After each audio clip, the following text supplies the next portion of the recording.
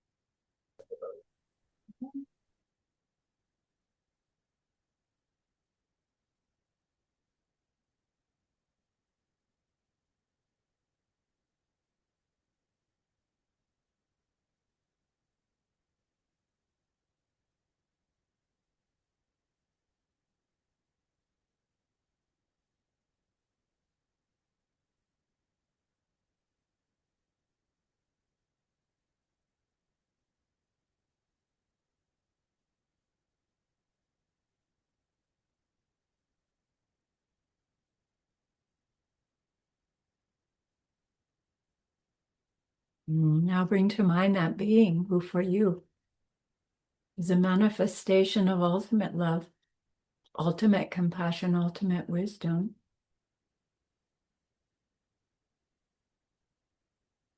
And see them there with you.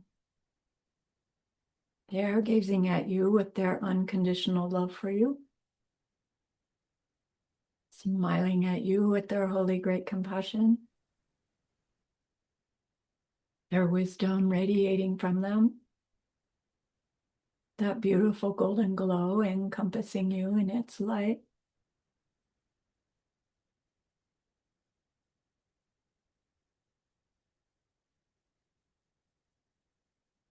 And then we hear them say, bring to mind someone you know who's hurting in some way.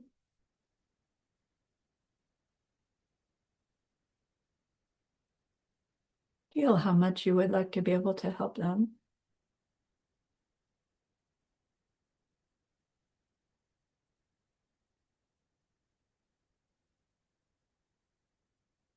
Recognize how the worldly ways we try fall short.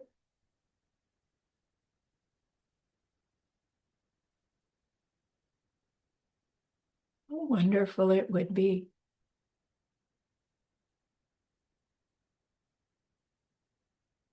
when we can also help them in some deep and ultimate way, a way through which they will go on to stop their distress forever.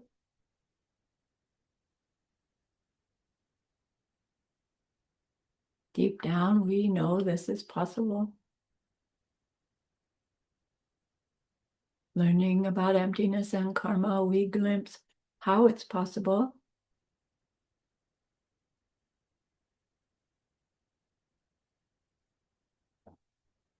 And so I invite you to grow that wish into a longing.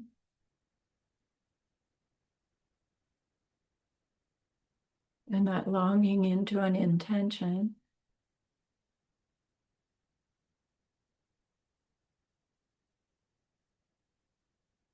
And with that intention, turn your mind back to your precious holy being.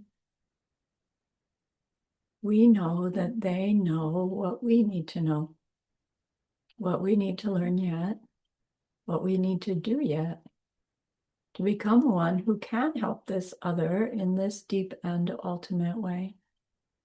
And so we ask them, please, please, please teach us that, show us that.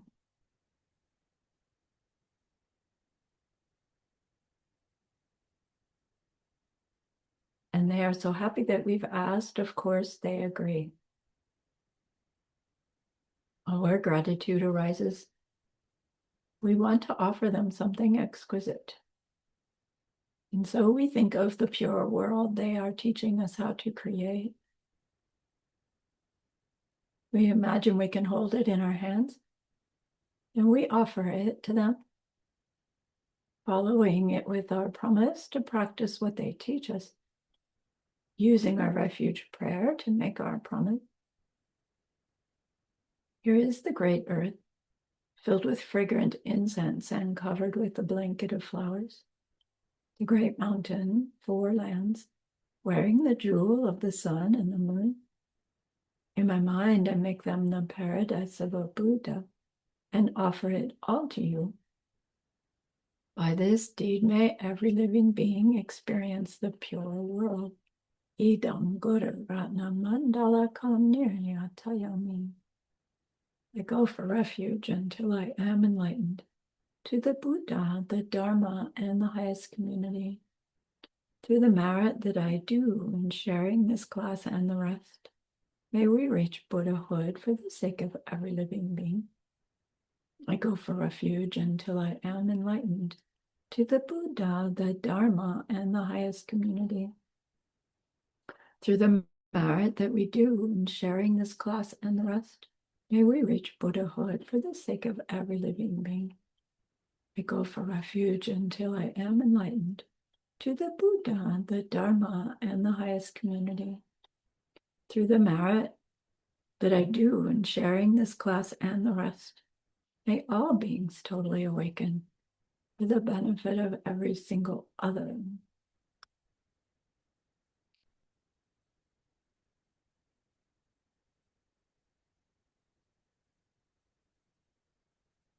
We are studying Master Shantideva's chapter on the perfection of meditation. And last class, we learned the definitions of meditative quietude, shine in Tibetan and shamatha in Sanskrit. And remember, when we give a definition, we're instructed to use the precise words that Geshe-la gives us because they've been translated as accurately as possible.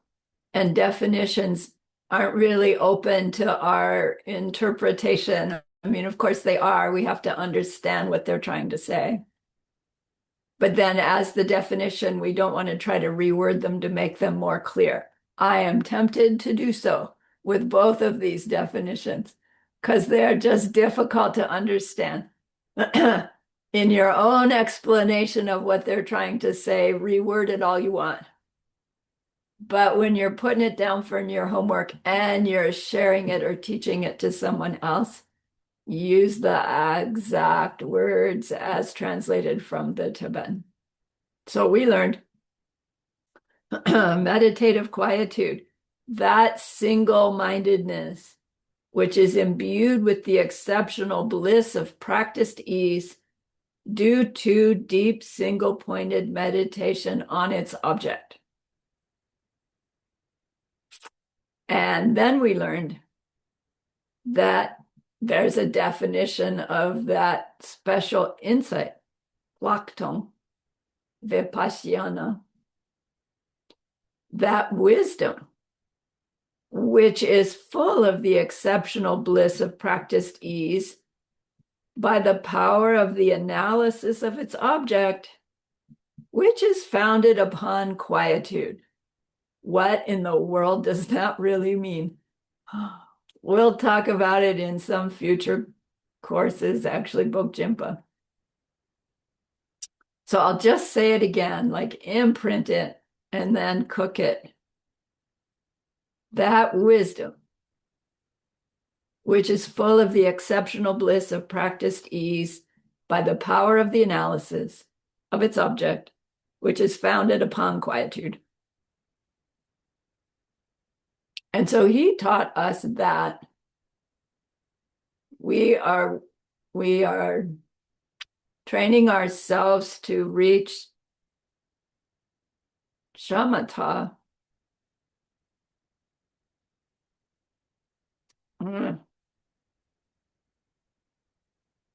and stay there to the point where we reach what's called that first causal level,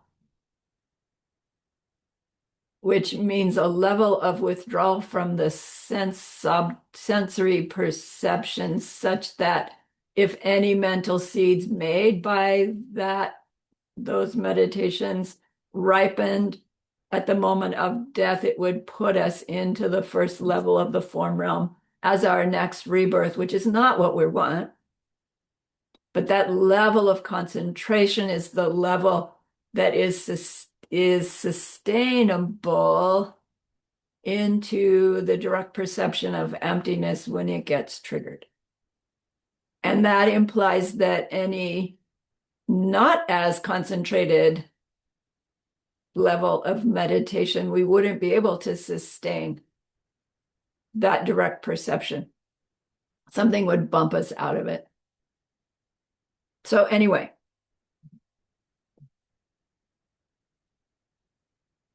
so Master Shantideva has been talking about that idea, Wempa, isolation, training ourselves to mentally withdraw from all the distractions of our physical worlds and to be able to deeply, deeply concentrate either on our cushion or off our cushion.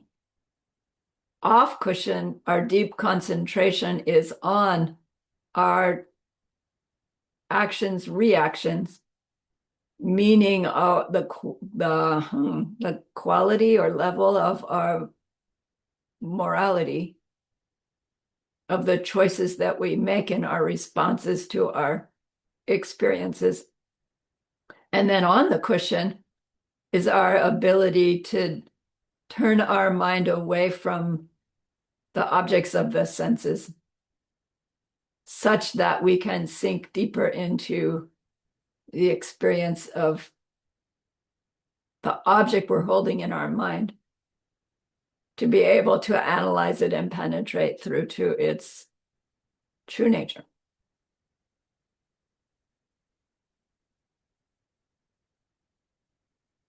So the reason we need this ability to isolate is so that we can gain control over our mental afflictions. That's the first reason. The second reason is that we want to be able to cultivate and trigger that direct perception of emptiness, because from that, we can go on to stop those mental afflictions altogether. And stopping our mental afflictions altogether is the process through which we then stop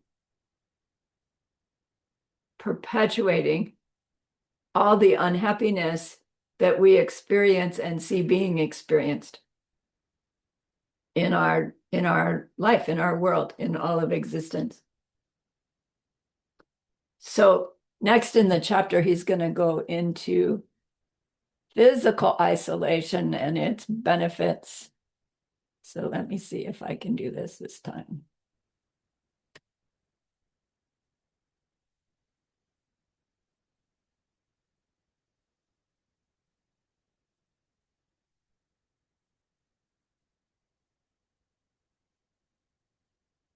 Try one more time. Undo, undo, undo.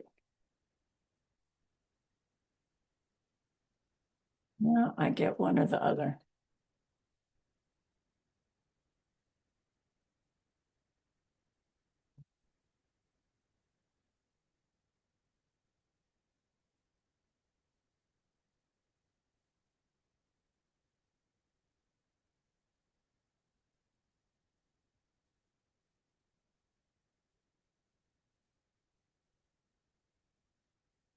Okay.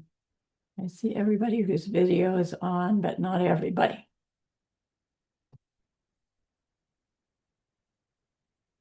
So in your reading for class 8, right, we're still in the same chapter, not a new chapter. He says, oh, when we're in retreat, we spend our days in gentle walks and thoughts of helping others here in the silent peace of the forest, We're just thinking about helping others. There's no others there to help. That's easy, right? Flowing in soft breezes, we live doing as we please in our mansion of a wide flat rock, cool with the touch of moonlight and sandalwood scent of the holy. Living deep within the woods of peacefulness, completely emptied of conflict and afflictions. Let me tell you, when you go into retreat, your mind is not completely emptied of conflict and afflictions right away. But we'll see what happens. Here we live where we please, as long as we like, in abandoned houses or caves or else at the foot of a tree. We have given up the suffering of owning and protecting things. Carefree, we live, relying on nothing.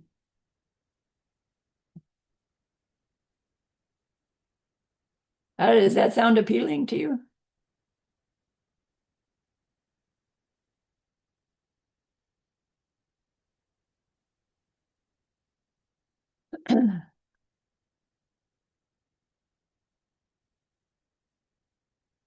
Sounds idyllic, but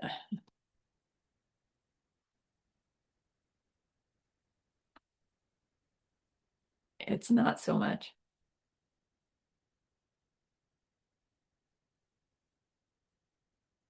So Geshe-la explained that these verses are describing what a good retreat place is like.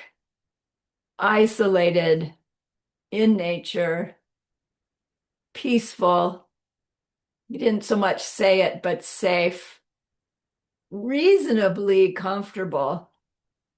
No, if you're living on a rock and on a rock or at the base of a tree, you kind of need to be in a place where it doesn't freeze and snow in the winter, or don't be there in the winter.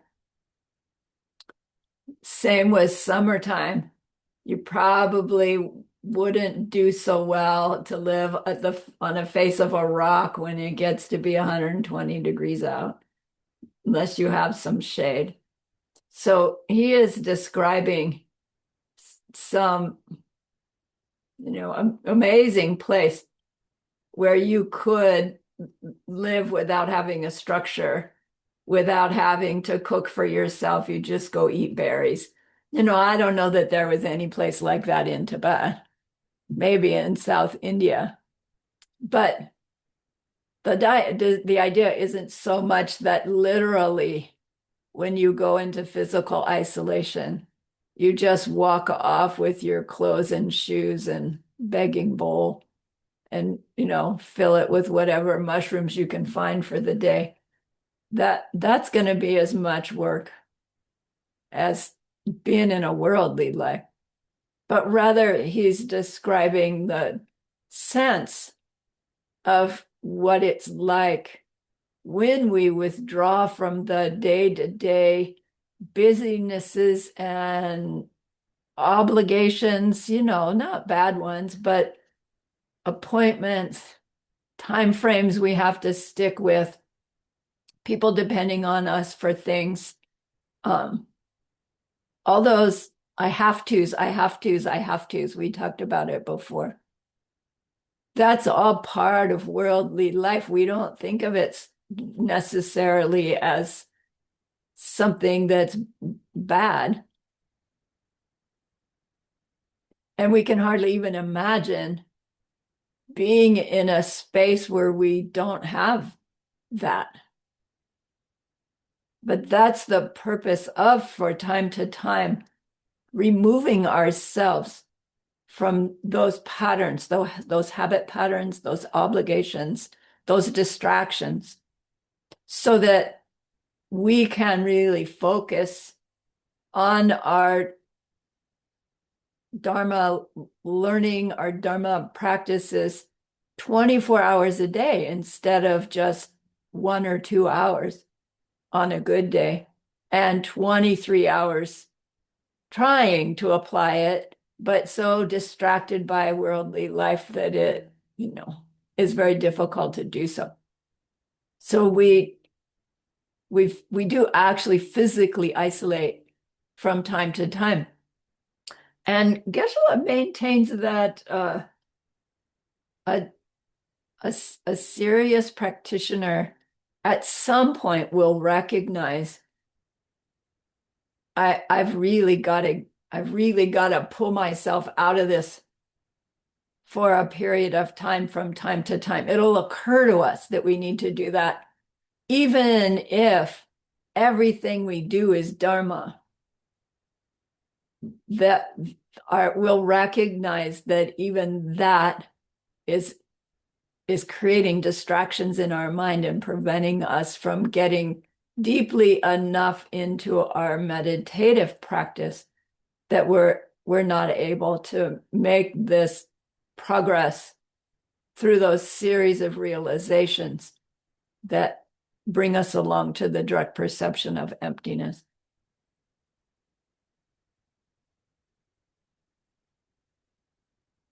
Geshe-la says in his experience, it takes about 2 weeks for the mind to finally settle down when it gets into a solitary retreat because of its habit of what comes next, what do I have to do today, right? What needs taking care of? That habit continues in that retreat, and ideas will pop up into our mind. Oh, I should have done that, or I need to do that when I get out, like because we're just doing it all the time anyway. And then you're in retreat and it's like, I can't resolve this. I should have told so and so where I keep the extra keys and I didn't. And the urge is to wait, time out, retreat, I'll go call them. You don't get to do that. Your own self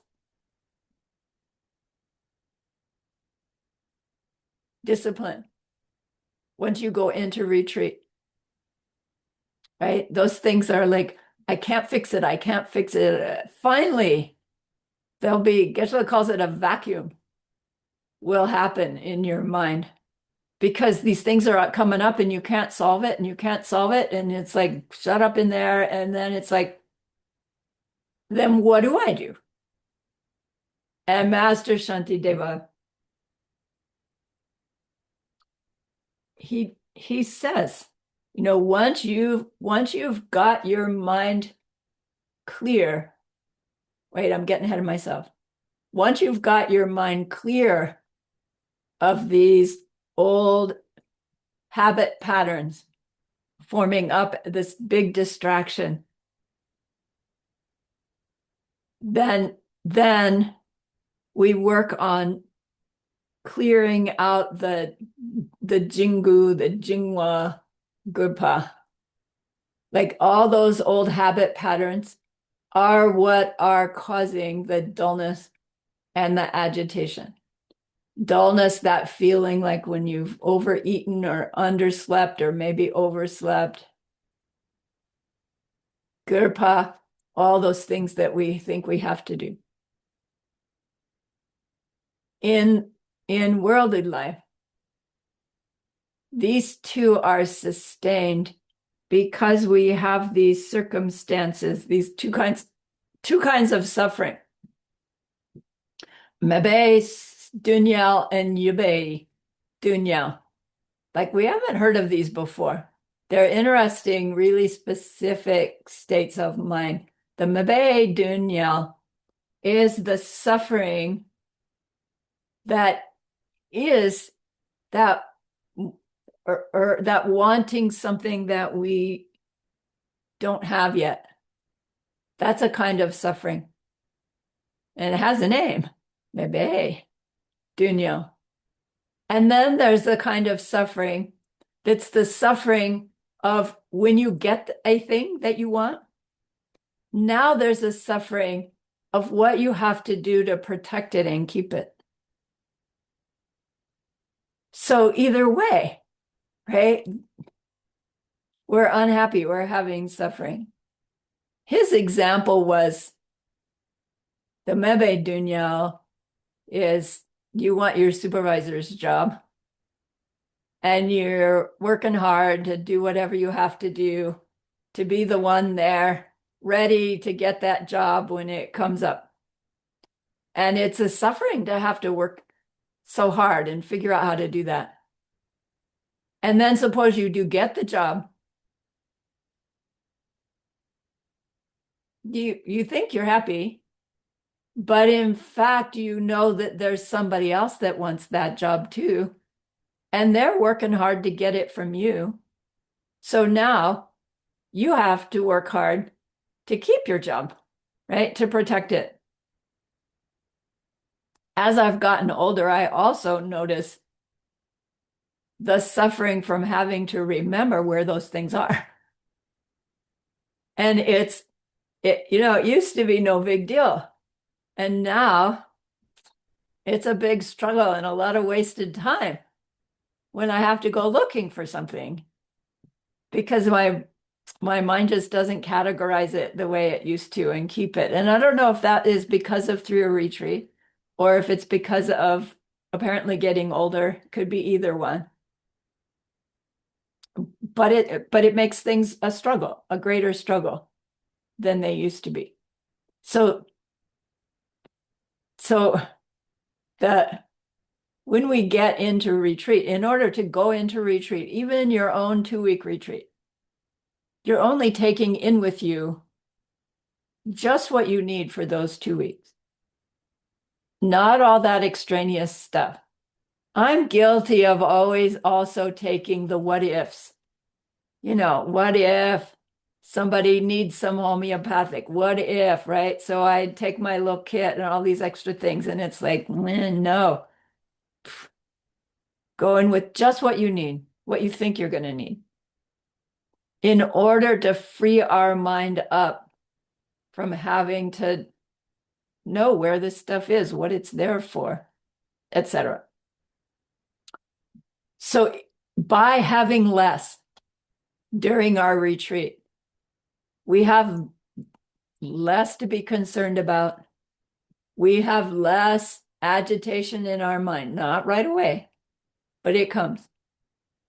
We also, when we are in this isolation, physical isolation, we make a point to have learned what kind of food and how much food is necessary for my body, mind, sleep pattern to be sustained.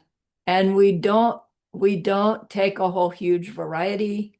We don't take all this stuff where each day we stop and think, what am I going to have for dinner today? Right? You're wanting to intentionally reduce all of that busyness.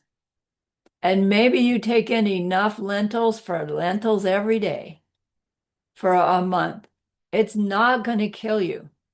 And in fact, it's going to free your mind up from a whole lot of agitation that we didn't even realize we had about what's for dinner. Do I like it? Do I feel like that? Will that be the best thing? Right. So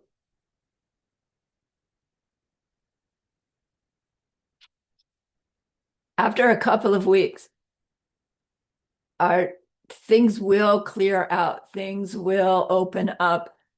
We will gain this ability to use our mind in this more specific way. Our concentration will deepen. And Geshe says if you don't ever do a retreat, an isolated retreat, solitary retreat for more than 2 weeks, you'll never know whether your mind will settle down in 2 weeks or what it's like for it to finally get so bored that it's willing to go inward. Yeah. Okay, so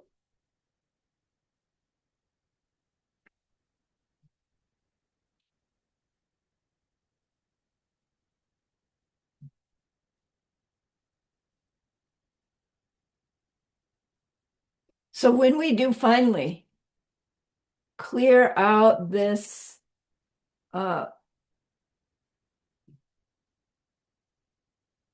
state of mind, they call them namtok, useless thoughts. And it's like, oh my gosh, in worldly life, thinking about what you have to do to get your daughter to school on time is not a useless thought. It's necessary. But he says, in terms of our meditative concentration, that's a namtok. That's a useless thought, right? In retreat, it'll pop up. Oh, it's 6 a.m. I'm supposed to be getting my daughter to school. Nope, I'm in retreat. Somebody else is doing that. Wait, are they? What if she's late, right? That's the namtok that just triggers and then the whole story goes. Those namtoks don't go away by themselves. It takes some effort to recognize them, let them go. Those who are working with Mahamudra, we've recognized that pattern and how we can do that.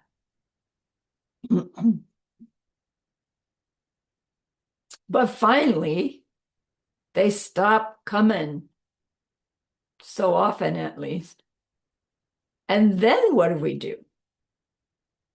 Like when we reach that, right, what am I supposed to do? What am I supposed to think about? Master Shanti Deva says, turn your mind to bodhicitta. Fill that mind with your wish. I want to reach total Buddhahood for the sake of all sentient beings. That sentence is so rich and packed with ideas. That's why we talk about it and revisit it and talk about it some more, so that when you say those words, or even just bodhicitta, it has all this rich meaning to our mind.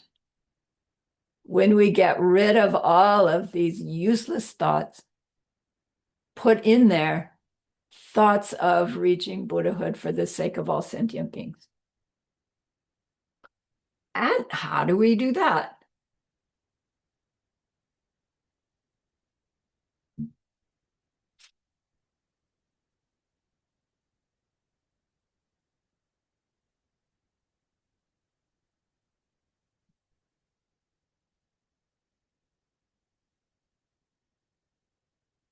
How do we do that?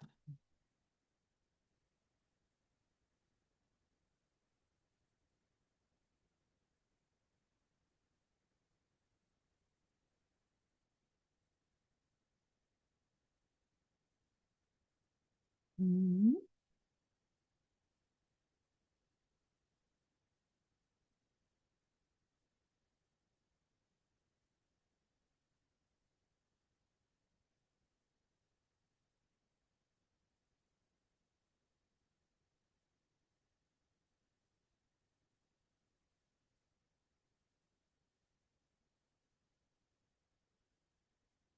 Think of these considerations and others as well. Contemplate the benefits of isolation. Put an end to useless thoughts and meditate upon the wish for enlightenment. How do we do that? We ask him. From the very beginning, exert yourself in the practice of treating others and yourself the same. When the happiness and the sufferings are the same, then you will care for all just as you do yourself. So Geshe-la says the profundity of that verse escapes us often.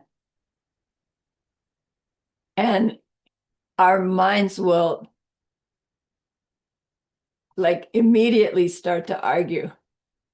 I know the punchline, I know where he's going, and my mind still goes, well, you just put yourself into retreat. You just took yourself away from everybody. And then you're going to sit on your cushion and pretend you're taking care of everybody in the same way you're taking care of yourself? Like, how does that work? The only way I can take care of everybody like myself is if I remove myself from them. Come on, how does that help them? But like we understand, right? Where's the them? Where's the them who I need to help coming from? Did I leave them? Or are they in fact in there in retreat with me, in my karmic seeds? my own feeling in retreat is I can do so much more for people from inside retreat than I can from outside retreat. And it takes a while to really like catch on how that works, because our minds are saying, no, the people outside retreat, are real and they have real suffering. And the ones you're working with inside your retreat, they're just in your imagination. And what did we learn in the recent class? I don't remember which one. They're both mental images.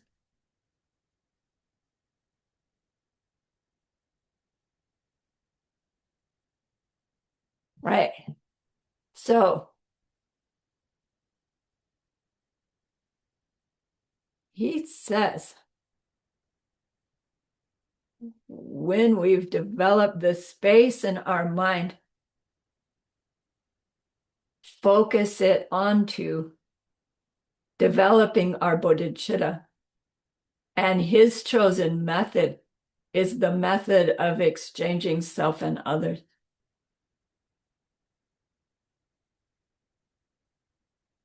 But he uses those words, Dakshen Nyamba will say it, we'll see it. But it doesn't sound like exchanging self and others. It sounds more like putting others. No, it does sound like exchanging, putting others' needs ahead of our own. But that's not actually what it's saying, because many of us overachievers have been doing that, and we became people pleasers and resent that fact, which means it's mismotivated and misunderstood. And so is not this amazingly, extraordinarily powerful practice that will grow our bodhicitta. So it takes some exploration to understand the profundity of this exerting ourselves in the practice of treating others and ourselves the same.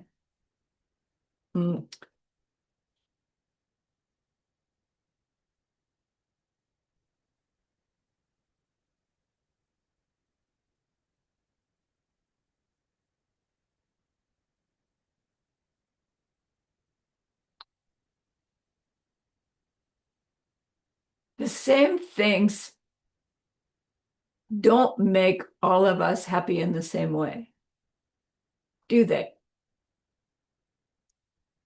You have a different favorite pie than I do. Maybe you don't even like pie at all, which means you're not human, but that's okay. I love you anyway. Right? It's like it's not true that our happinesses and our sufferings are the same. It's not true. Is it?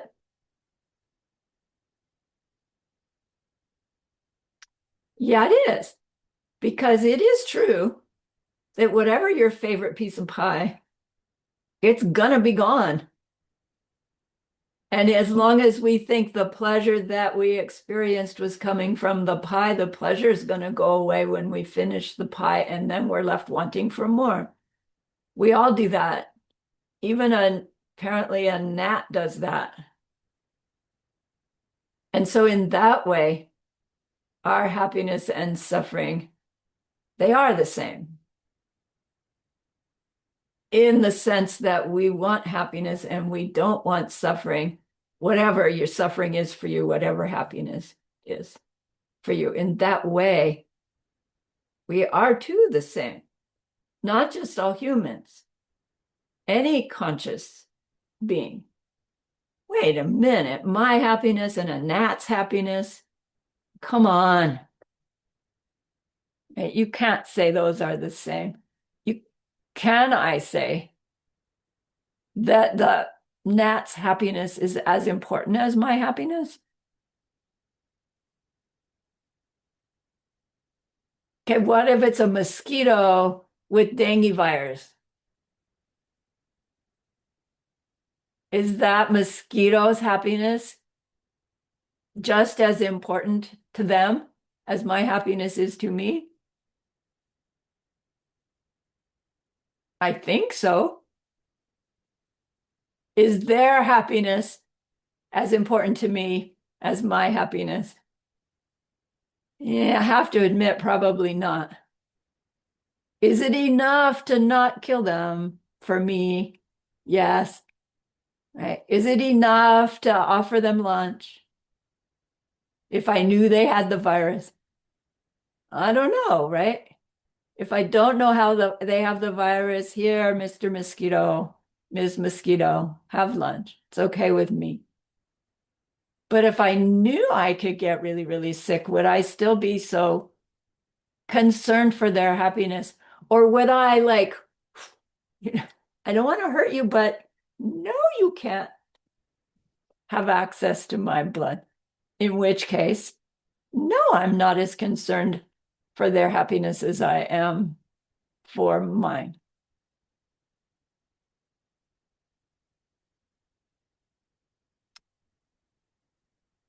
Being in an isolated retreat and spending our time working on exerting ourselves in the practice of treating others and self the same when there aren't any others, we are planting the seeds to be able to do it a little better when there are others. And then we try it on for size and we find ourselves slipping back into old patterns and we go, whoa, I want to get back into retreat again, do more of changing my habit patterns in my imagination, in my practices, in the little bit that I can with the ants and the flies, and then take myself out and try it again with other beings. And we find this beautiful pattern of going into actual physical isolation, coming out and seeing how well our mental isolation can hold while we're back into our usual, what used to be ordinary physical world, to grow our ability to have the attitude of isolation, whether we are isolated or not isolated, to the extent that our behavior changes, our behavior choices are changing. Right? As we had learned with the isolation, it's more an attitudinal isolation where we're holding our focus of behavior choice making being from our understanding of emptiness and karma, rather than letting ourselves go back to what our culture has trained us to do and be. Right? Which isn't that we go back to being selfish slobs that rob banks and kill people because we don't like them. Not at all. But the old habit of this will make me happy, this will make me unhappy, I have to avoid it. I have to do this. Okay, we're learning to change that habit pattern. Um, we hear about even modern people who seem to already be able to do this. I mean, special people, His Holiness. One of my favorite examples was Mother Teresa, and how she would care for the lepers that everybody else is afraid to get near because you can get leprosy from them. And I read an article once where she was interviewed, and the interviewer said, Mother, how is it that you can go and be amongst the lepers? It's like, how do you do that? And she said, I don't understand your question. I see the face of God and I love them. Like she's like she didn't even see the leprosy and she just served them and thrived on it, until a ripe old age. And I'm so inspired by that, and my mind goes, yeah, great. Special people can do that. I can't do that. And you know what the Dharma says is or what Master Shantideva says, there's nothing we can't do if we make a habit of it. Yeah, I can't jump into a leper colony, but I can let the little mosquito eat lunch, whether they've got whatever that virus is or not. Can't I? And so it's about these little baby steps.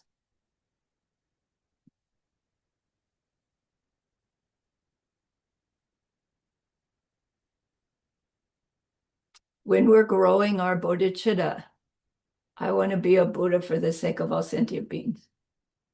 That that idea will someday have we will have tried to live from it enough that what will be triggered will be an actual experience. We've heard Geshe-la explain this heart-opening experience of light flooding from your heart, from which you see the face of every existing being and you love them. The appearing side bodhicitta. And he says that experience is as critical and life-changing as the direct perception of emptiness. You don't necessarily see emptiness directly in the same time frame you have bodhicitta. You probably will have it after you come out of your direct perception of emptiness if you went into it with that strong motivation. But even then, it's not necessarily so. And you can have this heart-opening experience not knowing anything about emptiness. Either way, to have this experience of that direct feeling of love for every being. That's what's so self-changing. To have felt that love once. It's not sustained, right? Once that experience ripens and is done, we just have the memory of that exquisite love. And it's so pleasurable, right? We want more of it in our old self-existent way. That's bodhicitta. That is the bodhicitta we want to fill our mind and heart with when we are in isolated retreat and find ourselves with nothing else to think about. I never got to that point, but I can see none of the ordinary plans and stories and needs finally stop.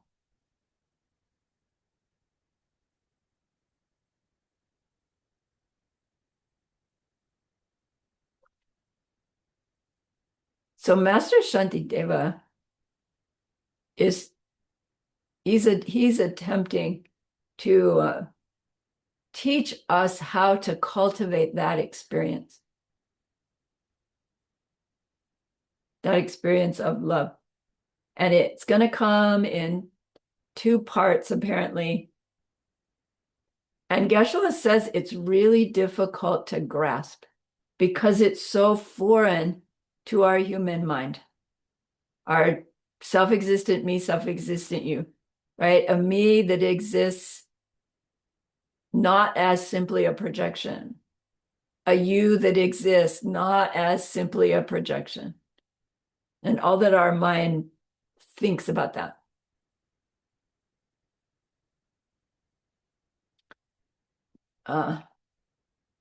Geshe-la says, some people have that spiritual goodness, karmic goodness called galwa, which ripens as hearing these words of Master Shantideva and just getting goosebumps that it feels so right. It feels so true.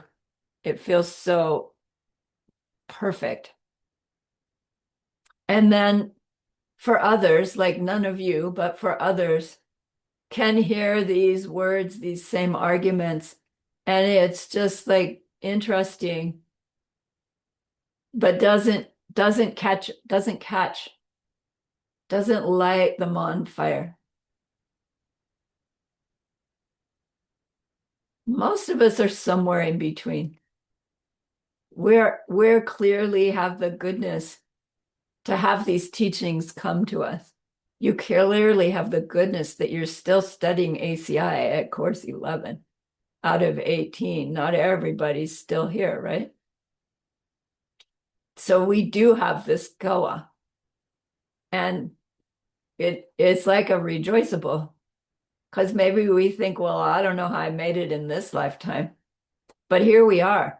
So we have to admit, we do have enough kawa to hear these teachings on the power of exchanging self and others. Dakshen Yemba. Let me see where the verses go before I switch back.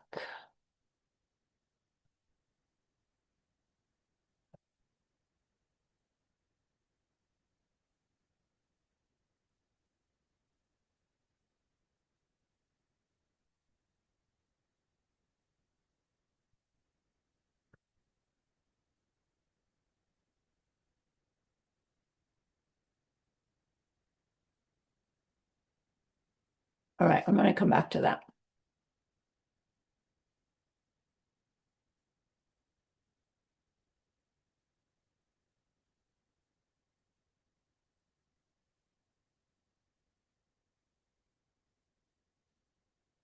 Here's that word gawa.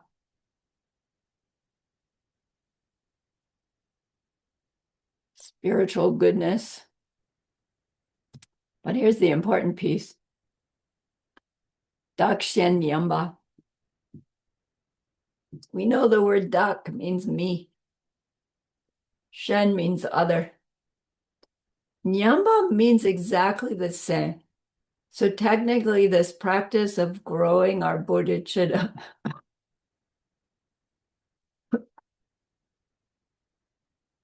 is me, others, exactly the same. And there's so many different ways we can think about that. And many of those different ways our mind will go, no, we're not. See, why? I'm female, you are male. We're not the same. Right? I like chocolate, you like vanilla. We're not the same. But we keep boiling it down to underneath, go subtle, more subtle, more subtle. This practice, meet others exactly the same. It's the holiest thing to meditate on, says Geshe Michael. You know, we have lots of things that are the holiest thing to meditate upon. Not to discount it. I agree with him. This one's the most powerful. It will help us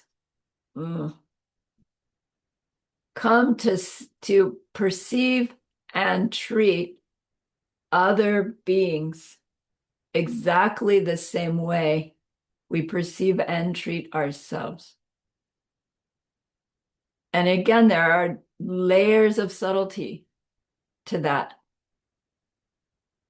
It's teaching us how to be as concerned about others' happiness as we are about our own.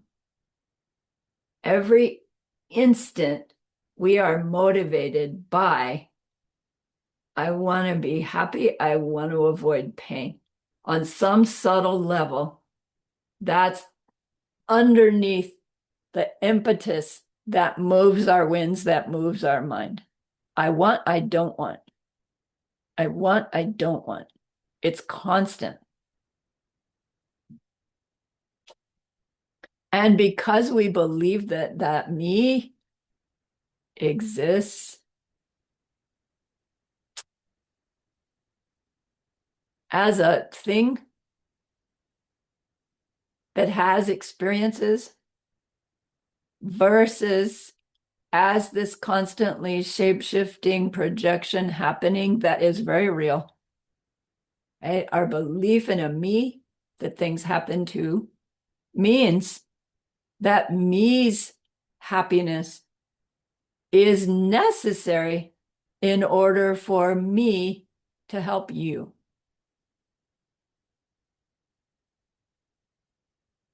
So my happiness, my avoiding suffering is more important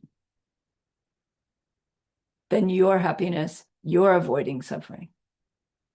Even if I use me to help you stop suffering, try to help you get a little happiness, as long as I believe that me and you are these separate us that has our own nature, independent, my needs have to be more important than yours.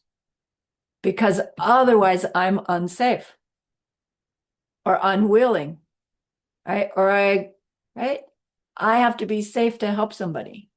It's all true. I'm not saying that's a mistake, but it doesn't function to bring us the happiness that we think that it does, even when it doesn't.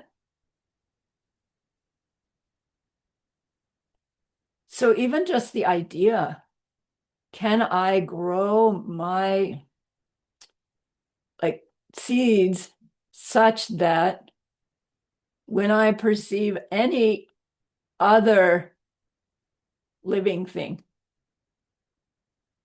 my instant reaction is as much concern for their happiness or the relief of their suffering as my concern for my own.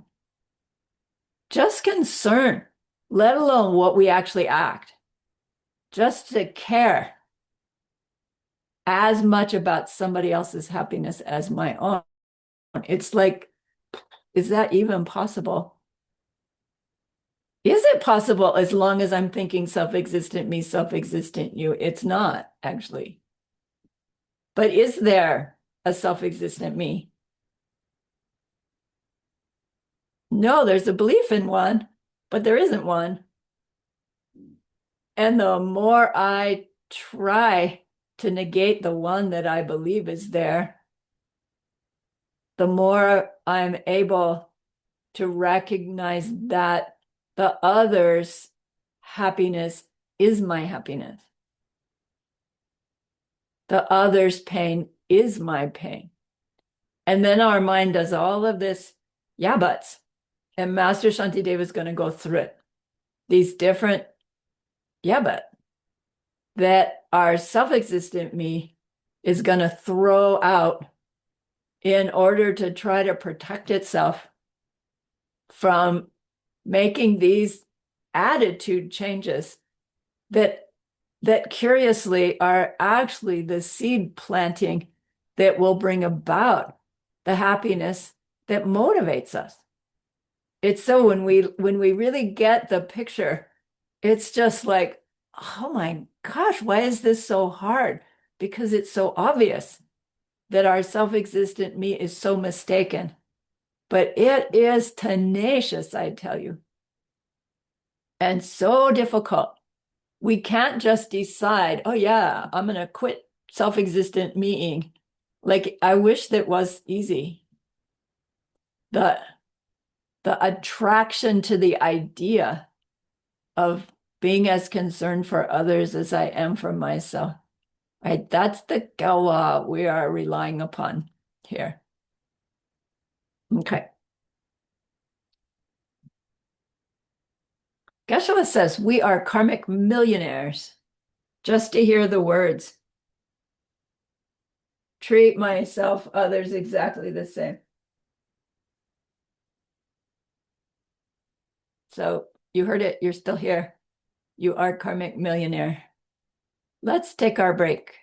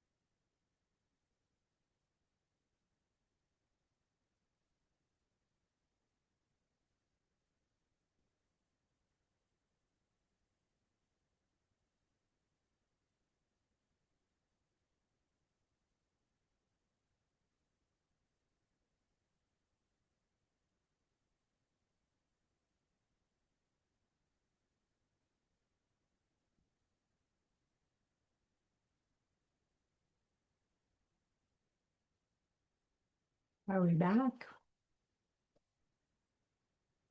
Woohoo.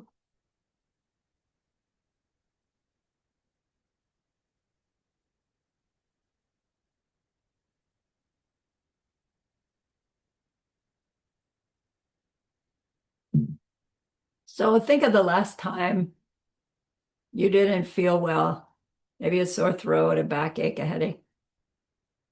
And recognize how preoccupied we are with taking care of ourselves.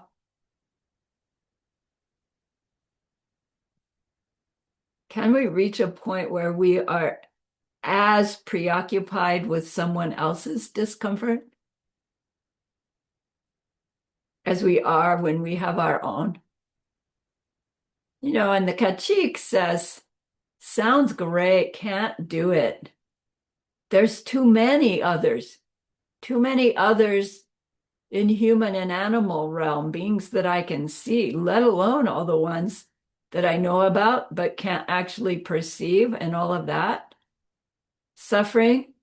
If every time I saw somebody with worn out shoes, I needed to stop and go buy them new shoes, or if every time I became aware of someone hungry, I needed to go get them some food to eat, I would never get to work, right? I would never be able to be functional. There's just too many. I don't have the resources. I don't have that capacity, Master Shantideva. And yet, the minute we're hungry, we make time to go to lunch. We get new shoes even before ours are worn out. We put ourselves to bed the instant we get sick. It's so natural to take care of ourselves. And obviously, right, I'm the one who feels that discomfort. Nobody else knows what I need. I can't rely on anybody else to say, oh, Sarani, you're coming down with a head cold, go to bed. And it's like, well, I don't even feel bad yet. Yeah, but I see it coming, go to bed. Nobody's going to do that. Even if they did, I'd probably say, no, I'm fine, right? Until I did get sick.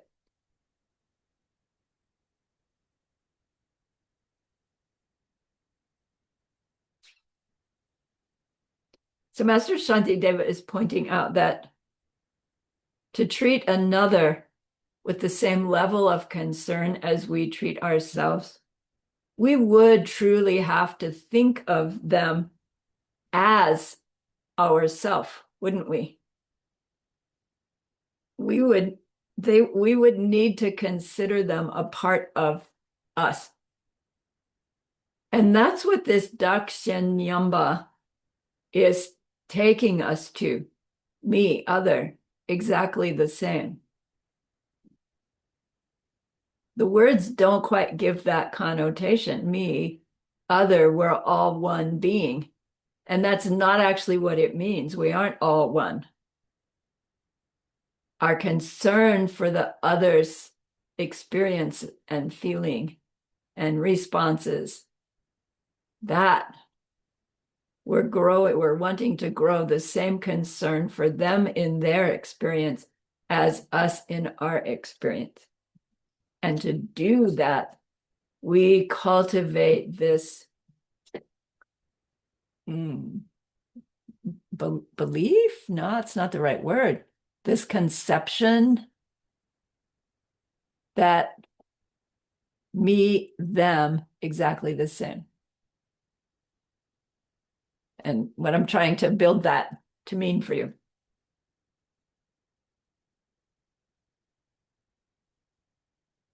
So the Kachik says, come on, it's all theoretical. I see it's all theoretical, and I maybe can do it in my imagination, but come on, it's not true that everyone that I experience is me. I'm me, they are them. The two shall never roll into one, or we wouldn't have separate karma. But we always do. So Master Shantideva, his argument is, look, where do we think our me ends? Does it end at our skin? Yeah, but what about, right? What about this? Okay, it ends at my skin and it ends at my hair. Yeah, but and so what about when I grow my hair? Then does me get bigger? Does me get now me goes out to here, whereas before it was only here? What,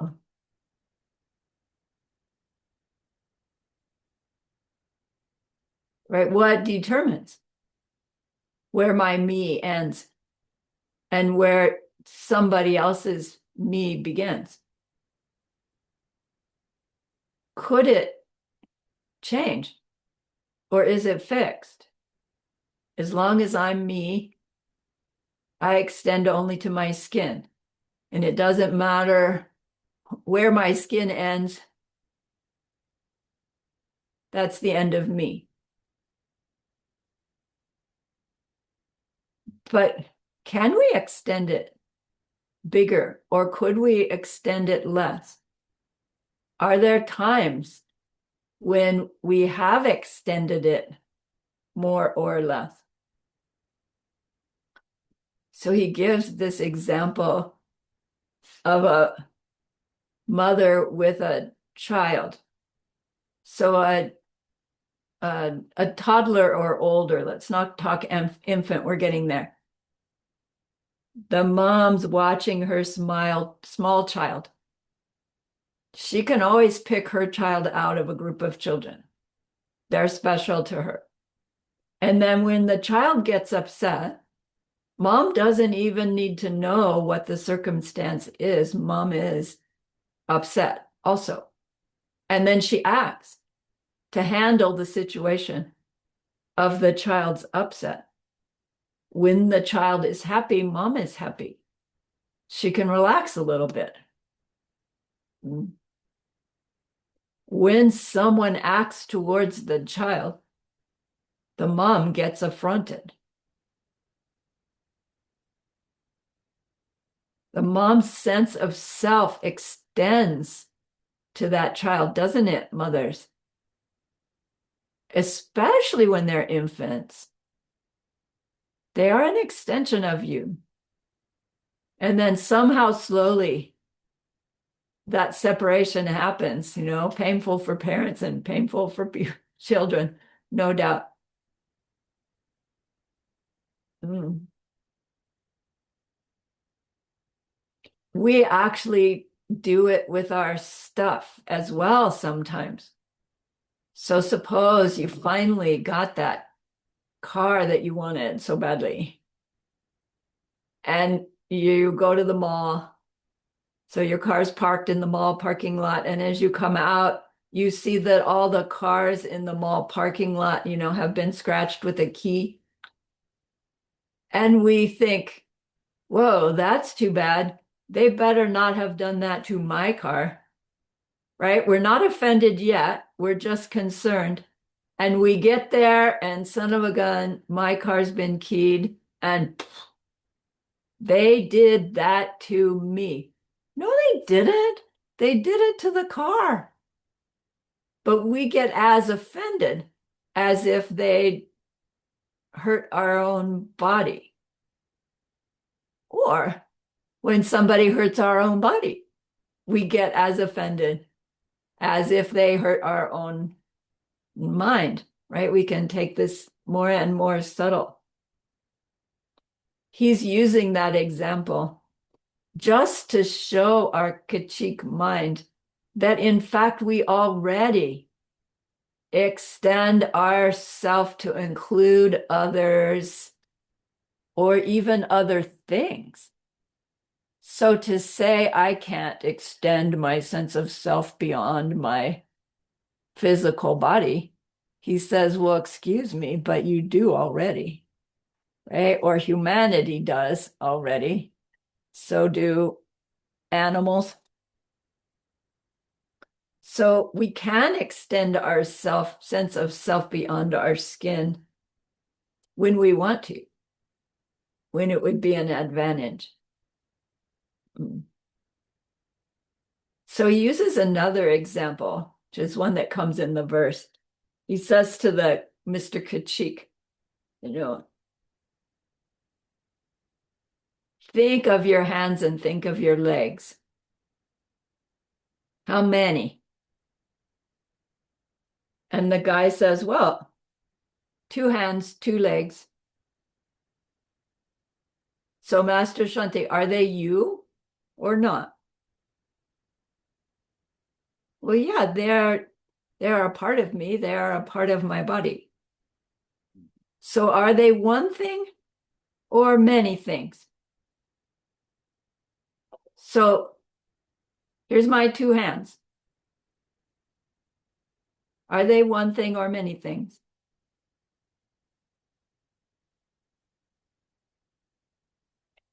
Okay. A hand has these 5 other things. This hand has these 5 other things. My legs have feet with 10 things, right? Okay. He says, okay, a lot. Yes, they are many. And Master Shantideva says, well, then, is that you or not? All those many things, are they you or not? Yeah, we have to say, yeah, I guess they are me. Why are they me? Why do we say these are me? Because if somebody tries to hurt them, I get mad. If somebody hurts them, I feel it. I'm the one that uses them, not somebody else. Mm. And I'll do what I need to do to protect them.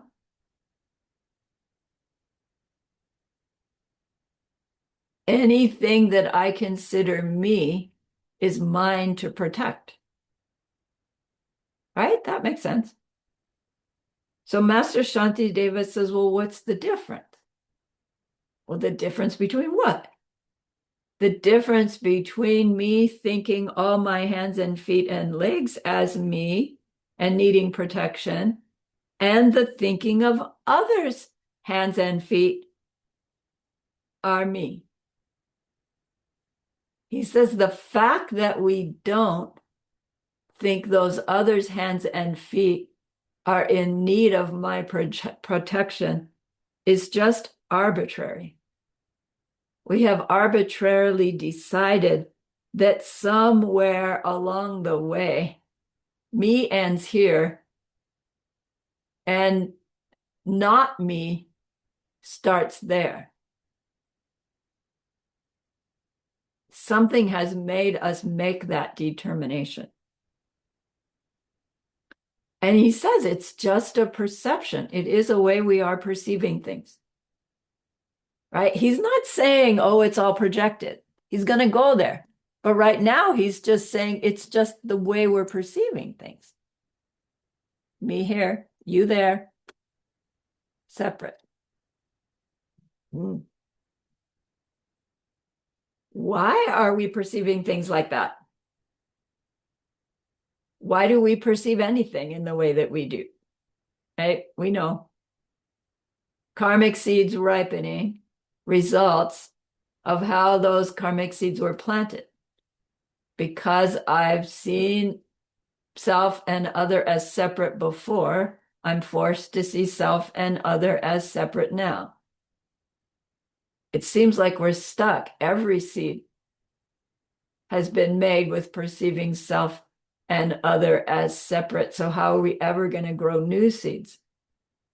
Well, he already said, you have already at times extended yourself to include other things, even if it was just your car.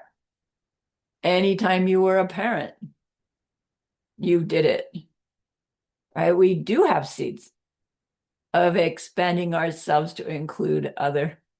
So we can't really say, oh, I'm stuck in self-existent me, self-existent you, limited, right, by these borders, because we've already expanded those borders to include other things. So we do have the seeds to do it.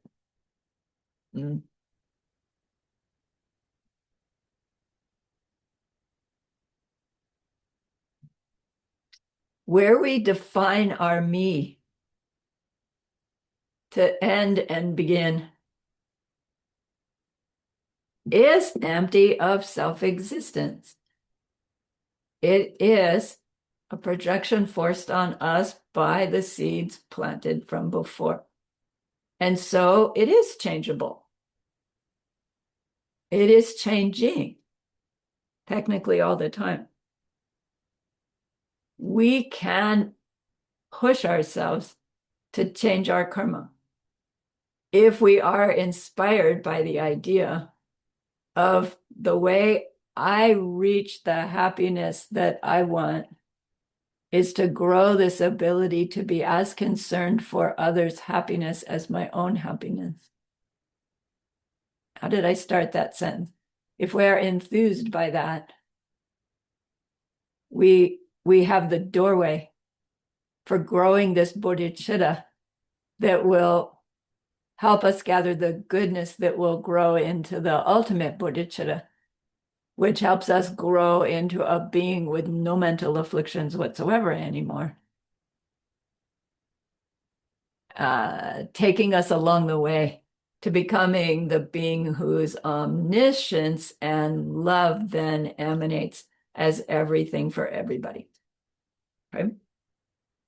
So a bodhisattva's career path, we have said, is to overcome the karma of eons of selfishness and create the karmic projection, the virtue that me includes all. And I remember I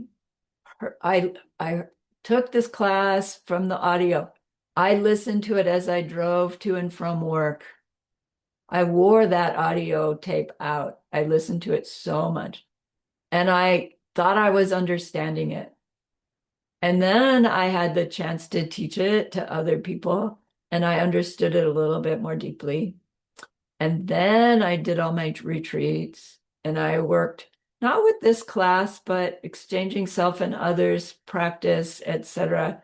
And the clues in this class, like they triggered such extraordinary ahas about what's meant by me and what's meant by others, that when I'm back to this class again, which only comes around, once every couple of years, it's like, oh my gosh, like, you guys, listen, study this class, use this class, let this class get into you and let it percolate.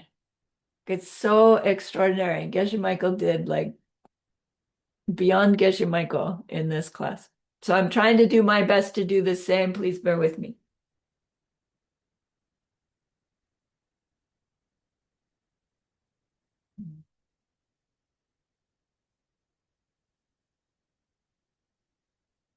This practice is growing our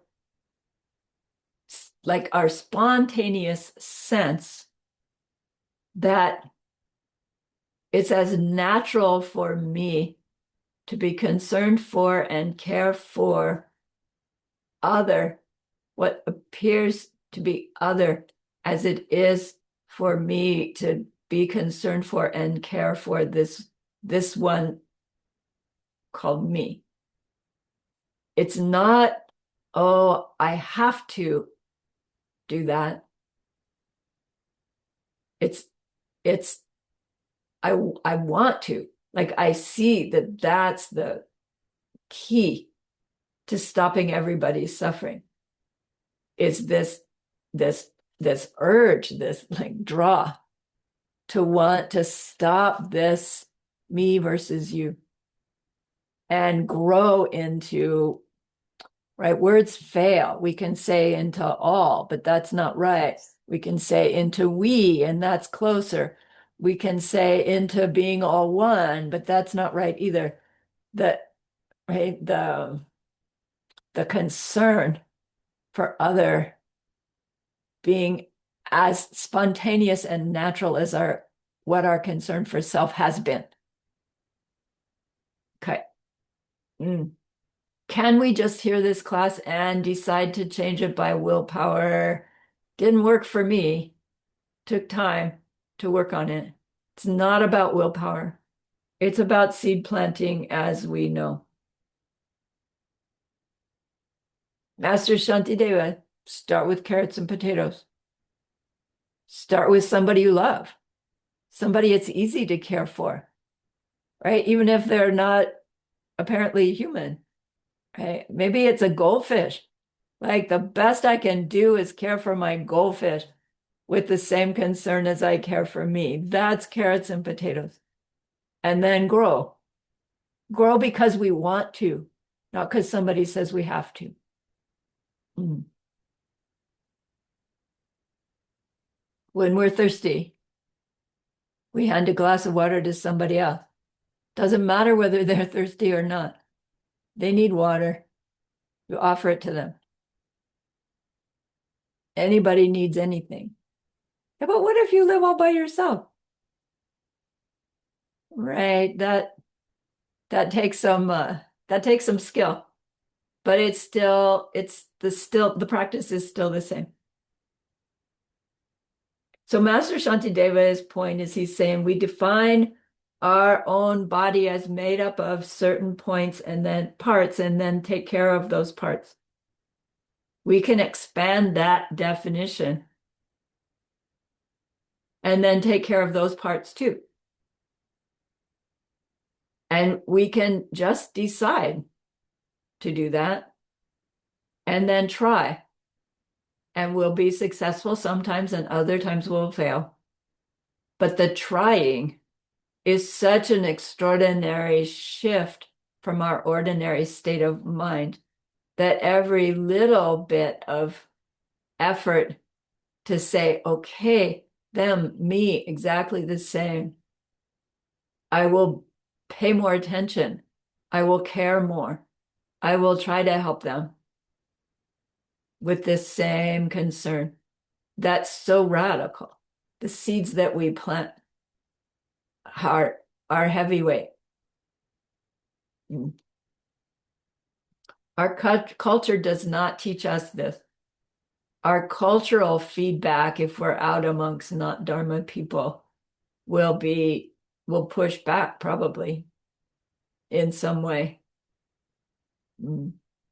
It's not a reason to think we're failing if we get pushback.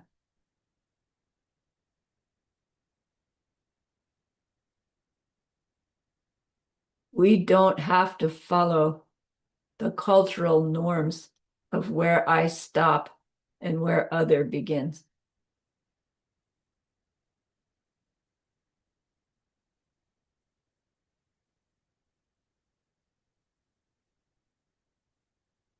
So as we expand our definition of me to include the other that I am with or the other that I am aware of, we will naturally care for them because we naturally take care of ourselves.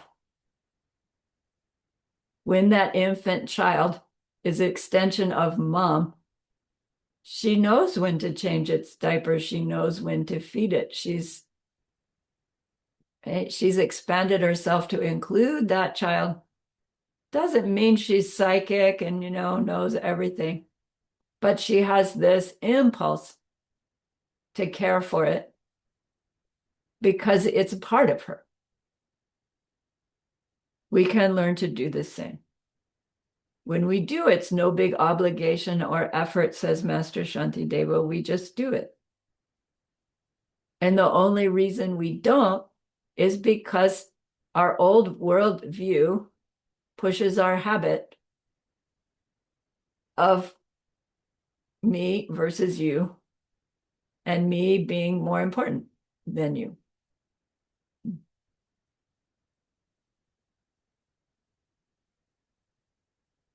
So to include another in my definition of me, and then to perceive them in some kind of pain, that's what generates true compassion.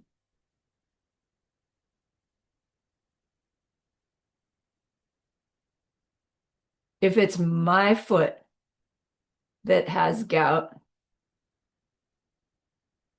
whether it's attached to this body or not, my need to help it will be as strong as if it was attached to my body. And again, it's like intellectually, I get it. In my heart, it's like, how can I do that? If I don't, I wouldn't know what to do for my own gout. How would I know what to do for their gout? And what if I did it wrong? What if they hate me for it? What if, what if, what if? It blocks us from being able to expand our sense of me in order to care for them in that way.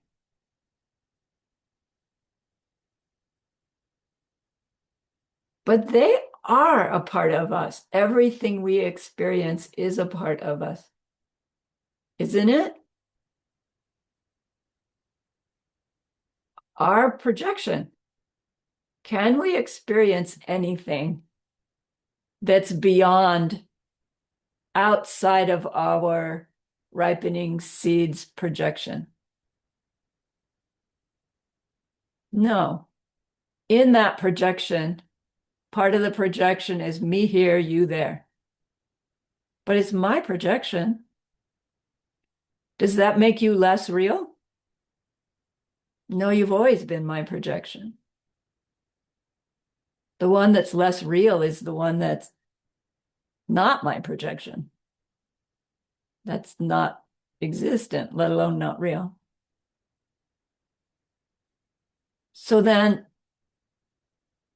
what if I am learning to identify my me as the projections rather than the one piece of the projection? Then would my thing I'm calling me naturally care for everything that's in that projection with the same concern? It wouldn't be me and you.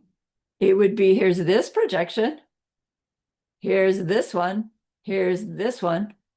It would be automatic. We wouldn't be wow, look how good I am exchanging self and others. It would just be like, this is how like you wouldn't even say I anymore. I don't think. So it does not mean that we all merge into one mind stream. We know that. Everybody's subject side is unique to you, but it's not a separate thing from the subject-object interaction happening. It's always present. It's the factor that allows the imprint. So even as I'm relating to all of my projections as my me, there's still the mind imprinting happening. But we can see now why that's important. Because now if happiness means everything in the projection is happy, and that's planting new seeds for everything in the projection is happy, then both subject, object, and interaction between in every ripening and every planting is perpetuating this happiness and purity. Like, is that making sense? We'll create the happiness that we want by perceiving ourselves being the source of the happiness that others experience, because they're not others, they're me. So their happiness is my happiness.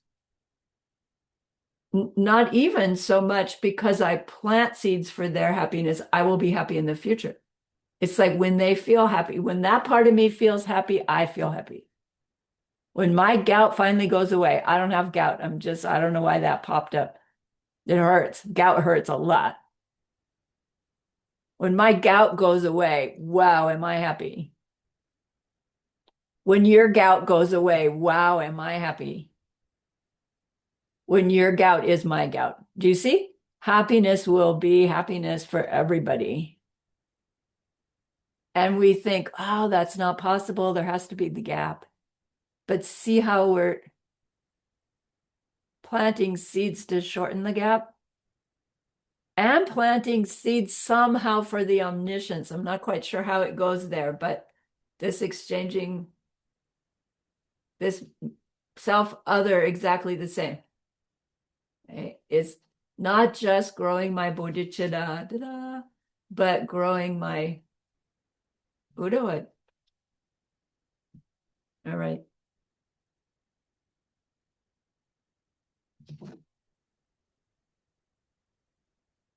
So another objection that comes up in our mind is, yeah, but you poke them with a pin, I don't feel it. And if poking me with a pin is what proves that this hand is my hand, then poking that hand over here and I don't feel it proves that that's not my hand. But does that hold water?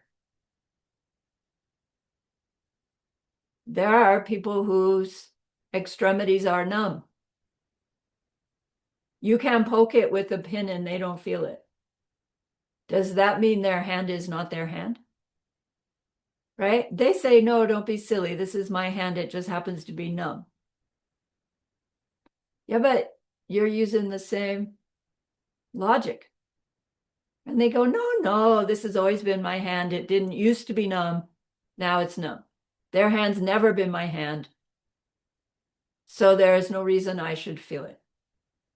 But he says, yeah, but if you know what it feels like to be poked with a pin and you don't like it, and you can see that hand be poked with a pin, how come it's okay with you for that hand to get poked with the pin, but not this hand? Don't you know that they don't like it? Well, I don't know for sure. Maybe they do like it. But I wouldn't like it if somebody did that to my hand and I'm seeing somebody do it to their hand. Why would I let that go on if I don't want it to ever happen to me? Right? Their pain is my pain. I don't have to feel it. I just would want anything I recognize as pain is this opportunity to try to stop it. Why do I want to do that? Because I would want to be able to try to stop somebody else hurting me. And I would want what I try to do to work. How's it going to work if when I see somebody else hurting somebody else, I just go, it's not my problem. But again, it's like, yeah, but there's so many people hurting in so many ways that I just know about. And I can't run off and interfere and intervene and try to help all of them. I'm stuck here. Well, yeah, we can always tonglen, right?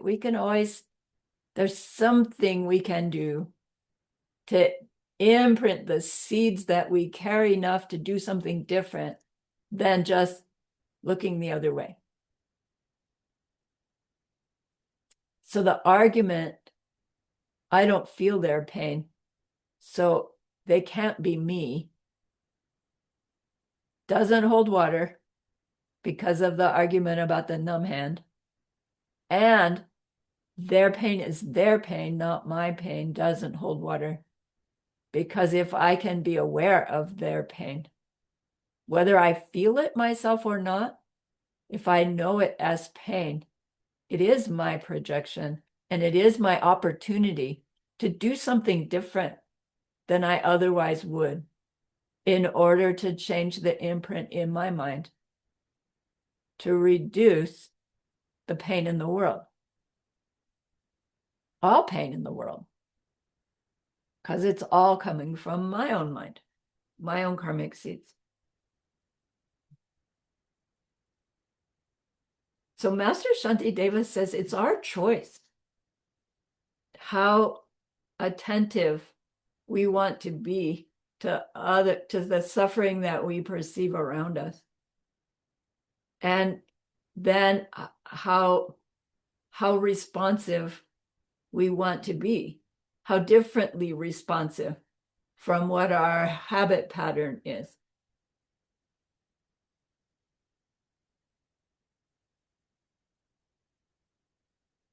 If that attracted us as a practice, then we would get good at observing others.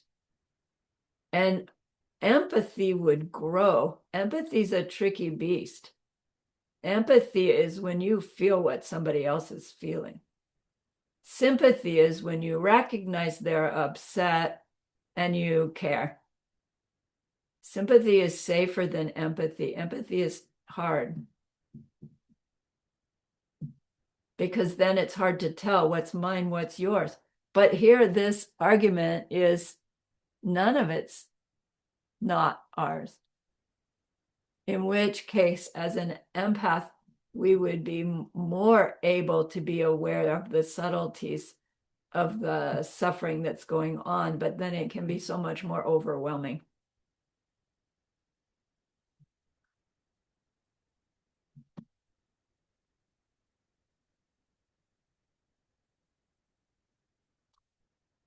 Our limited belief in our boundary of self is what is the limited ability to do this practice of self, other, exactly the same. That limited boundary is what makes us struggle.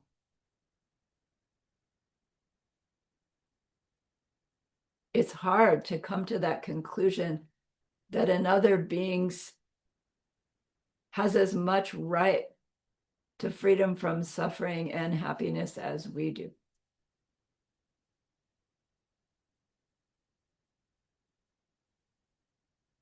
As we do decide situation by situation to behave from that new belief, we're making the imprints in our mind that grow the ability to see both self and other being more and more happy, like regardless of circumstances, actually. Happiness is independent of circumstances. But it takes practice. The practice that we do to learn to do anything well, the success in the practice doesn't come from the hours of practice, does it? If it did, it would take the same number of hours for everybody to learn how to ice skate, right? Olympic quality. And that's not true. The karmic seeds that we plant as we are practicing, and the karmic seeds that we plant in life when we're not practicing, is what drives the success of our practice. And it's the same for the success of our growing bodhicitta. It's seed planting that brings about the success. So somebody must have said, prove it. Prove that I should work to stop others' pain or work for others' happiness with the same motivation as I work for my own. So Master Shantideva gives us logic, which is why I had that on the vocabulary.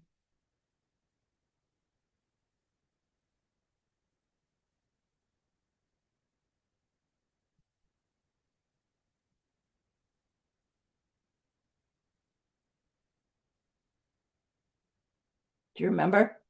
When you make a logical statement, the statement will have the subject matter, the assertion about the subject matter, statement 2, and the reason we give for the assertion about the subject matter, statement number 3.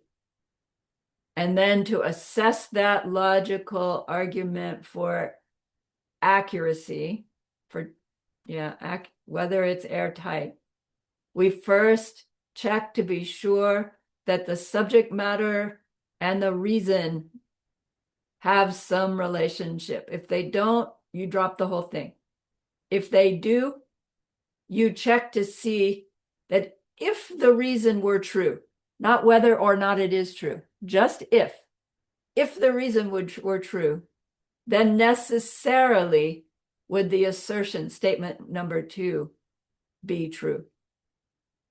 If it doesn't hold, you drop the whole thing. If it does, then you go step 3. If you negate the assertion, not whether or not it's true, but just if you negated it, would that necessarily also negate the reason? And if it does, if we have all 3 of those relationships holding, then that logical proof is a proof that we can rely upon. If at anywhere the relationship does not hold, you drop it and you have to redefine the piece that doesn't hold. That's the whole process of the logical argument use. So he gives this argument. Consider the pain of living beings. The subject matter. The assertion, it is right that I must stop it. The reason, because it is pain. The example, he says, it is, for example, like the pain I feel myself. So let's check it. The pain of living beings is the subject matter, and the reasoning is because it's pain. Is there some relationship between the pain of living beings and pain? Is it true that living beings have pain? I vote yes. So let's go on. If something is pain, if statement 3 is correct, does that necessarily make our assertion a statement that is correct? If there is pain, then it is necessarily true that I must stop it.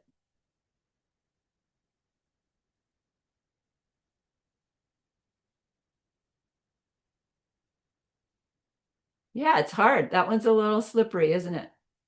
If we say, no, just because there's pain doesn't necessarily mean I have to be the one to stop it. But what's the ramification of that? Okay, so suppose you're the one who's in pain. And everybody, every other living being in the world is seeing you in pain, and they're all thinking, not my problem. Hey, is that a belief we want to hold? So how do we decide whether we agree that if it's pain, then it's necessarily true that I must stop it?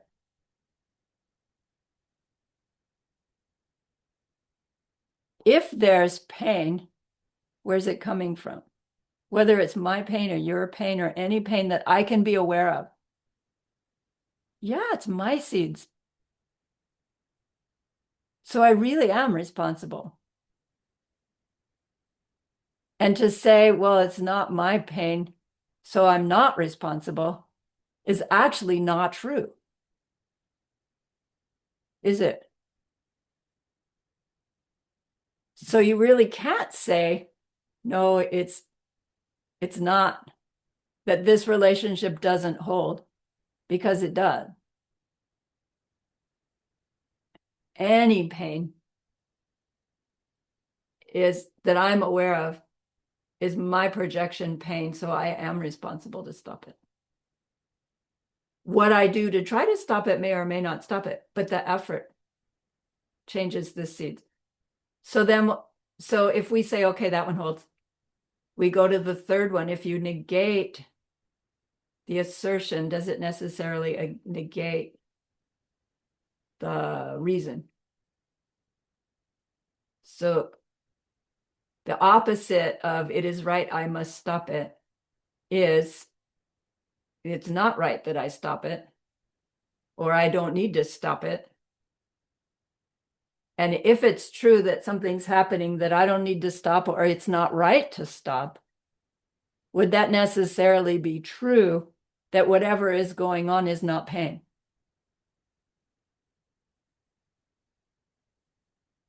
What circumstance might be happening that you would decide it's not right for me to try to stop that?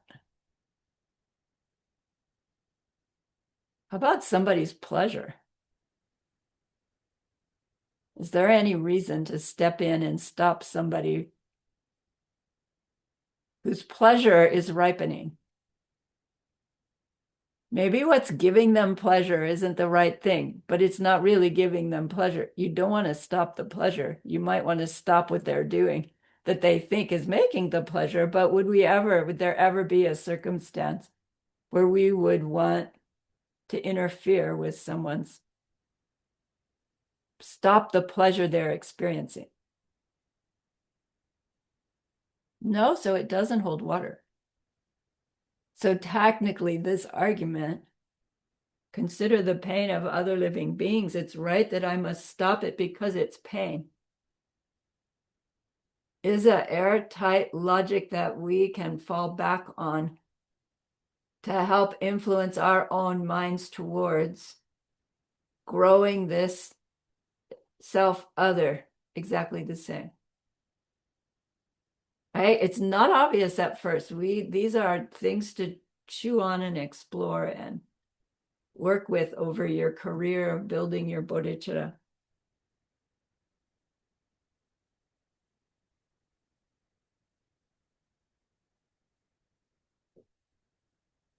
When we forget this distinction between my pain and your pain, then all pain, all suffering becomes as unacceptable to me as any other suffering, because it's all suffering. Suffering becomes unacceptable. Doesn't matter in whose experience. Because if I can be aware of it, it's my seeds.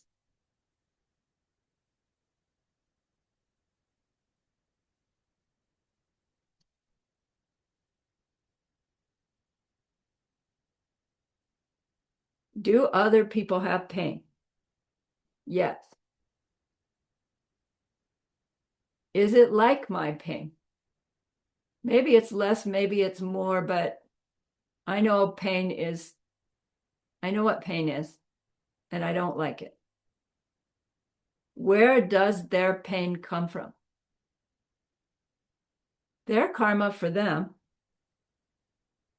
But why do I know about it? Why do I see it? My karma. So whose pain is it that I'm aware of?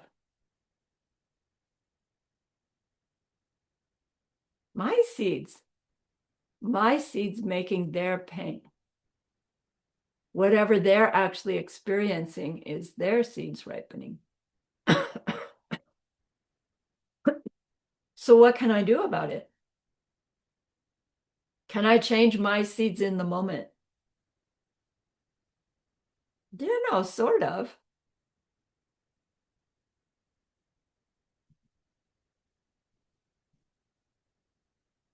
What do? I at least try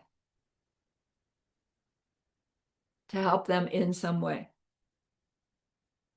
Why? Because I see them having pain. That's why. Physical pain, mental pain, doesn't matter what.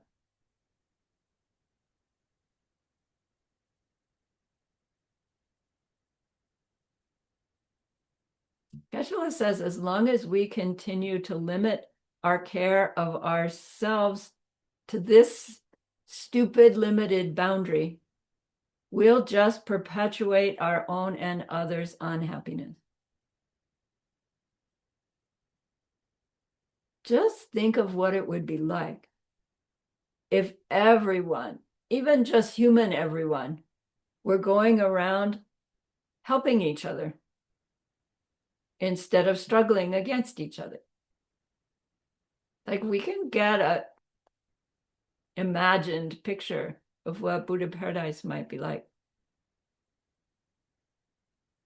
So Master Shantideva has said about pain, he says the same thing goes for happiness.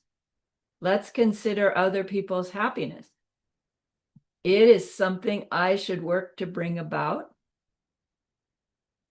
because that one over there is a living being. It is, for example, the way I work to bring happiness to my own body.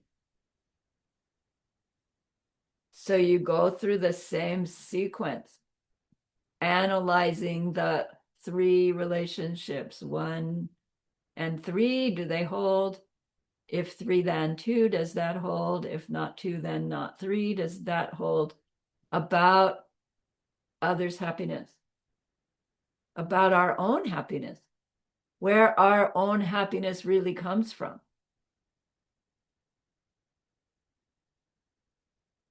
There's no other way to experience happiness than to try to help others have some. And then to try to create this state of happiness anywhere we go is our job as an aspiring bodhisattva. It is a bodhisattva's career, is to create happiness. Can we create happiness in the moment? Not yet. Can we try? Yes. It doesn't matter if we personally even feel the pleasure. Any little happiness in an other being, any other being's mind, anywhere becomes our honor and pleasure to create.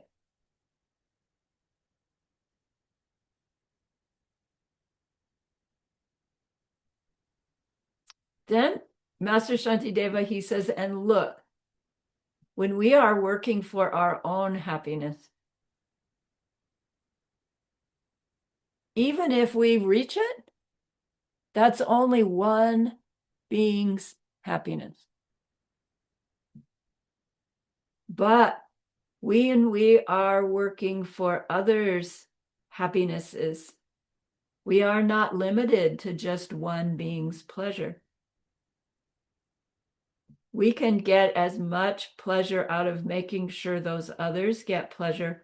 In fact, we get more pleasure because we brought pleasure to many more than just one.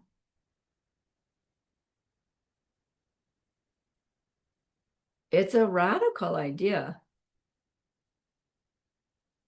The more beings we bring some pleasure to, the greater is our happiness. When we work for just our own happiness, and we even get it, it's only one being's worth, versus experiencing multiple beings worth of happiness.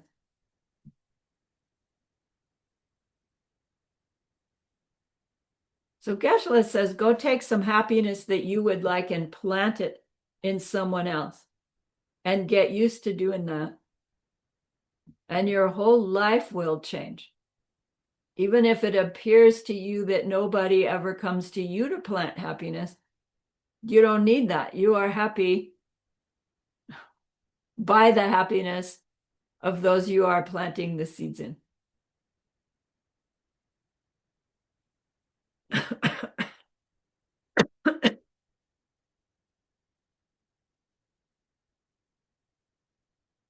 He's going to go on to say that, look, once we really see that ourselves and others are all the same in wanting happiness, why would we ever limit ourselves to working for only our own happiness? when there's so much more to be created and enjoyed. We'd be nuts not to do so. Oh man, I'm out of time. I've got one more page worth of comments. May I continue? I'm gonna forget the screen share. This is gonna be the recurring theme between now and the end of course 15. May I have some more time? Maybe I should just book it for 2.5 hours, shall I? Hadn't thought of that before. So he says, me, here's our refrain. Me, others, both of us, all of us, are exactly the same in wanting happiness. So why is my happiness more important than theirs? It's not. And thinking that it is keeps us from getting it. Then he says, me, others, we are exactly the same in that we don't want any kind of pain. So why do I protect myself from pain, but not the others from pain? When there are so many that are available to help, all of them opportunities to stop our own future pain by just trying to help somebody else. Maybe it's just a smile or a holding the door open or can I carry that package for you, right? It's not that we have to jump into the river and pull out the drowning puppy dog, because how often do we get that opportunity? It's the day-to-day somebody's having a hard time and we just want to uplift them. The effort to try whether it works or not is this exchanging self and others. We're not limited by anything other than habit. By thinking my pain's different than yours, my happiness is different than yours, and it's just arbitrary, says Master Shantideva. It's an arbitrary limitation that perpetuates our own suffering. When you've had enough suffering, we can decide to change this arbitrary separation between self and other. As long as we draw the boundaries between us in the way that we do as ignorant beings, we'll never be happy. As we move that boundary to include others, just that starts happiness. When we first learned exchanging self and others, it was in the death meditation module. Do you remember? And there was that last piece about Bodhisattva, and it was the ice cream parlor, and there's the rope around the table, and we all step in.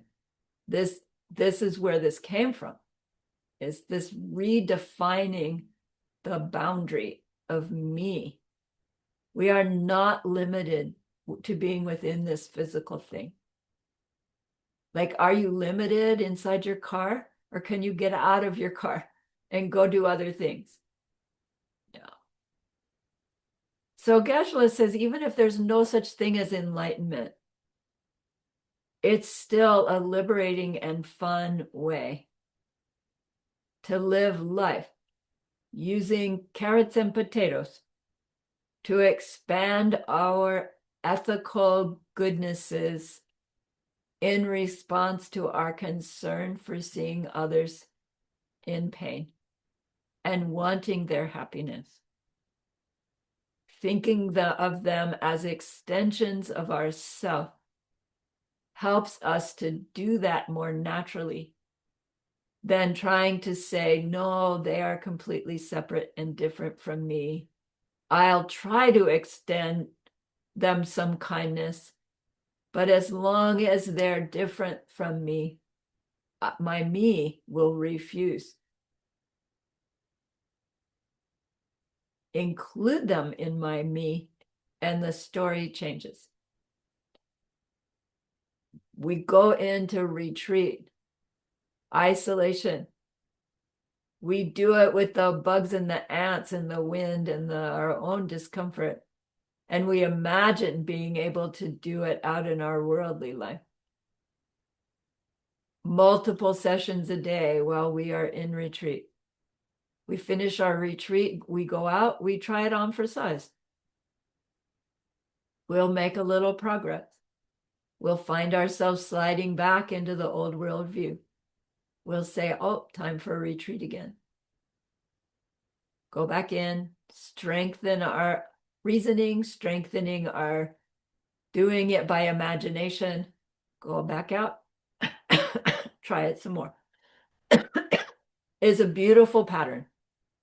Right? We get to do it on our meditation cushion and then back out into our real world. But an hour versus 23 hours is hard to get ahead of the habit.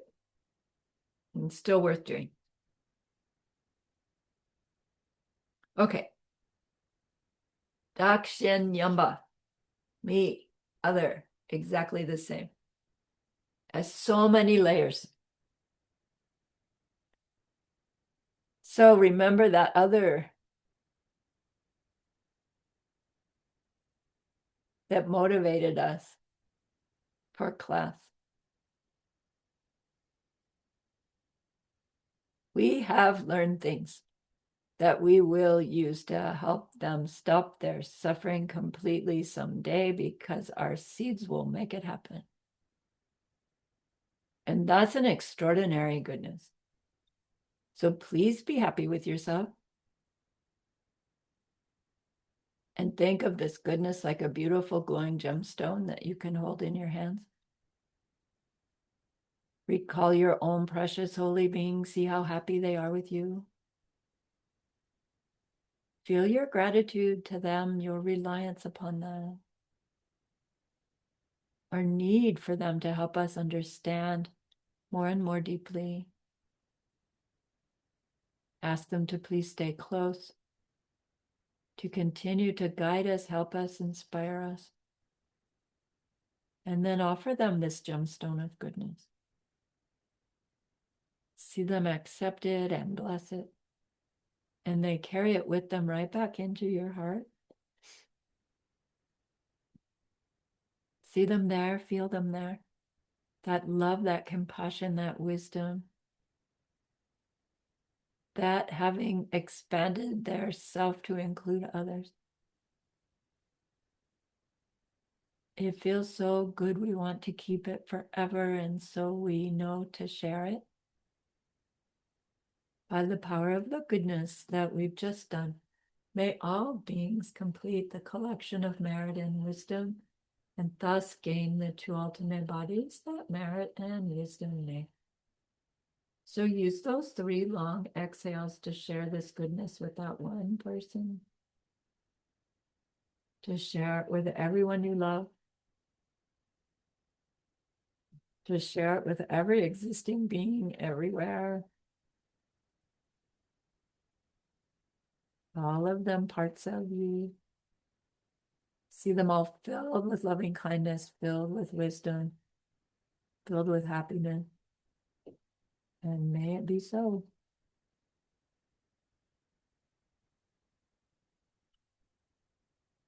All right.